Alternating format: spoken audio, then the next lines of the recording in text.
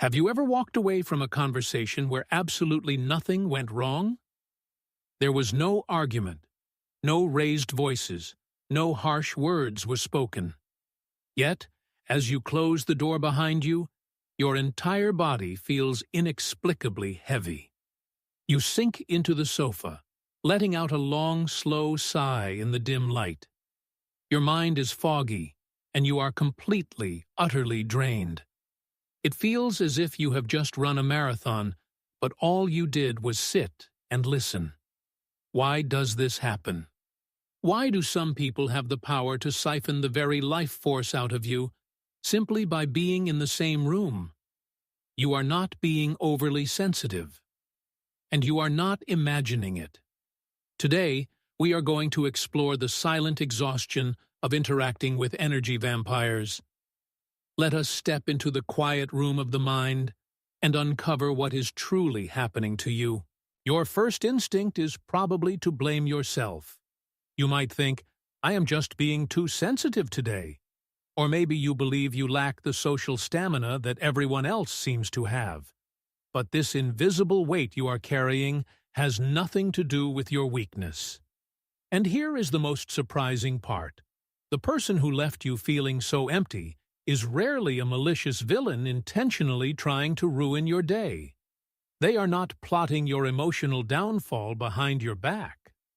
In psychology, this dynamic is often referred to as the effect of an energy vampire. Despite the dark and dramatic name, an energy vampire is usually just an everyday person who unconsciously feeds off the emotional and psychological reserves of those around them. Their mere presence, the subtle shift in their tone of voice, or the heavy aura they carry into a room acts like a quiet leak in your own energy tank. Giving this experience a name is your first step toward freedom. You are not broken for feeling tired.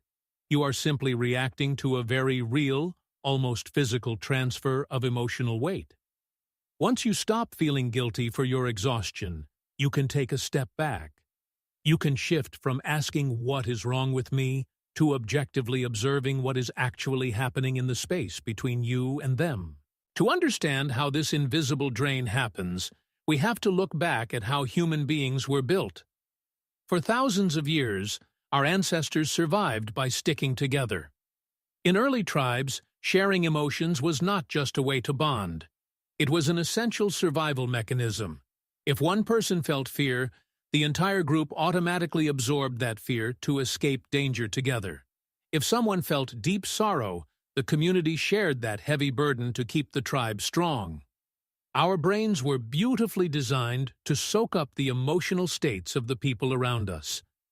In the past, this deep empathy kept us alive. But fast forward to the modern world. Our environment has drastically changed, yet our nervous systems remain exactly the same. Today, we are no longer running from physical predators in the wild. Instead, we are navigating a world of chronic stress and silent anxieties. More importantly, many people today are walking around carrying heavy, invisible luggage. This is the weight of generational trauma. These are the unhealed wounds, the deep insecurities, and the unresolved grief passed down from parents and grandparents who never had the time or the tools to heal themselves. When these deep historical wounds are left untreated, they hollow out the human psyche. They create an emotional black hole inside a person, a dark void that constantly demands to be filled. Therefore, when an energy vampire drains you, it is crucial to realize they are almost never doing it out of cruelty. They are not acting out of malice. They are acting out of a desperate instinct to survive. They are drowning in their own unhealed pain, frantically reaching out for a life vest. And because you are a good listener, you become that life vest. Understanding this history allows us to observe them not with anger, but with a profound, quiet compassion. When historical wounds and unhealed traumas are left unattended, they do not just vanish. They mutate. They shift into distinct behavioral patterns just to survive the day. If we look closely, we can identify 4 common masks that these emotional black holes wear. The first mask is the victim. You know this person well. They are surrounded by a perpetual cloud of unfairness. Every story they tell ends with them being wronged by the world. It is exhausting to listen to, but their motive is rooted in deep fear. By casting themselves as the eternal victim, they successfully avoid taking responsibility. Taking ownership means risking failure, and failure is too terrifying for their fragile ego to handle. They drain you by demanding your constant pity, using your sympathy as a shield against their own life. The second mask is the drama magnet. For them, a spilled cup of coffee is a sudden crisis. A delayed text message is an ultimate betrayal. They live in a constant state of exaggerated emergency. But beneath this theatrical display is a heartbreaking reality. They feel entirely invisible to the world. By turning every minor bump into a catastrophe, they force you to drop everything and pay attention to them. Your panicked response is the only thing that reassures them that they actually exist. Next is the attention seeker. This is the person who turns every conversation back to themselves. If you mention you had a hard day, they quickly interrupt to tell you how their day was significantly worse. It feels incredibly selfish to sit across from them. However, underneath that relentless stream of words is a profound, echoing emptiness. They talk over you and fill every gap with their own voice, because if they ever allow a moment of true silence, they would be forced to face the deafening pain of their own inner void.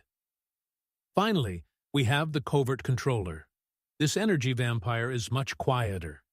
They do not shout or demand the spotlight. Instead, they slowly drain you through subtle judgments, passive-aggressive remarks, and tiny, continuous criticisms disguised as helpful advice. Why do they do this? Because their own self-esteem is dangerously low. By quietly chipping away at your confidence, they artificially elevate their own sense of superiority. They tear you down just enough to feel stable on their own 2 feet. Now, you might be asking yourself a very important question. If these are their own internal battles, why does it physically hurt you? Why do your shoulders ache after listening to the victim? Why does your chest tighten around the drama magnet? The answer to your invisible exhaustion lies hidden in the biological architecture of your brain. Psychologists call this phenomenon emotional contagion. And the main culprits responsible for your drained battery are tiny structures in your brain known as mirror neurons. When you sit across from someone who is overwhelmed, anxious, or radiating deep negativity, your mirror neurons do not just sit back and watch. They are highly active, empathetic little engines. They immediately begin to simulate the other person's emotional state inside your own mind. It is quite literally a biological copy and paste. Your brain begins firing neurochemicals as if you are the one experiencing their crisis.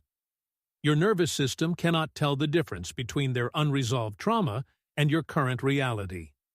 While they are desperately dumping their emotional excess, your brain is working in overdrive, trying to process a heavy psychological threat that does not actually belong to you.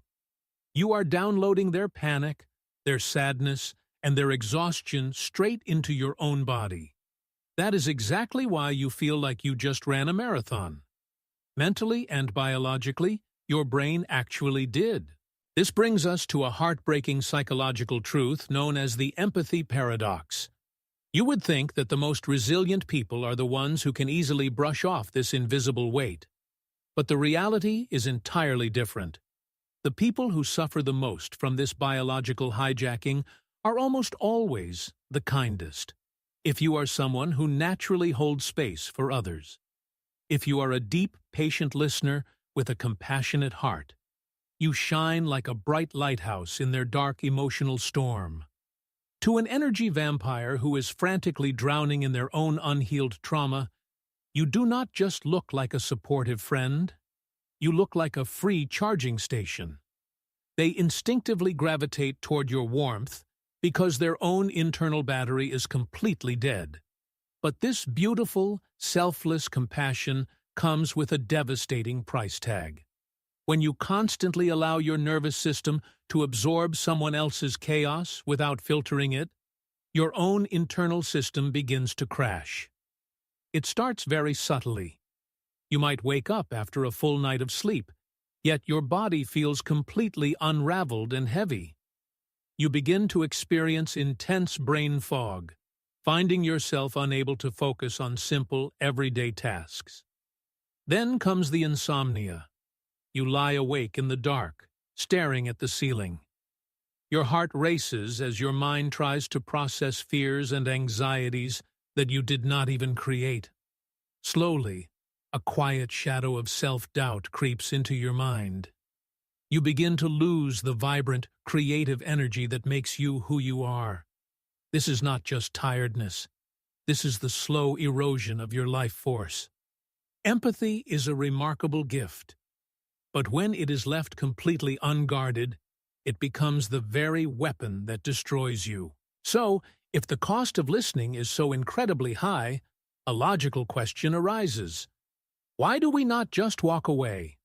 Why do we stay and let our energy be completely consumed? The hard truth is, walking away is rarely that simple. These energy vampires are not usually strangers on the street. They are often the people we love the most. They are our aging parents. They are our long-term partners.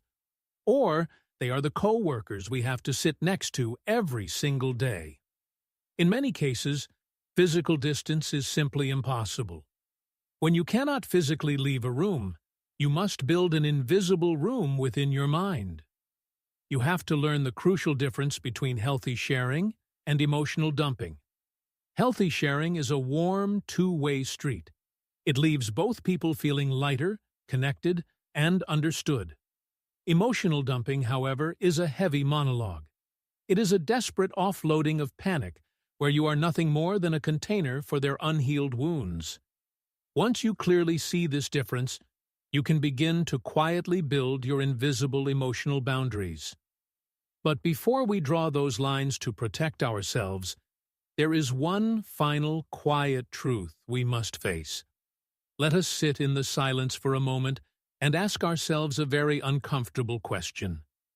Have there been times, in our own moments of deep despair and darkness, when we unknowingly became the very energy vampire, draining someone else?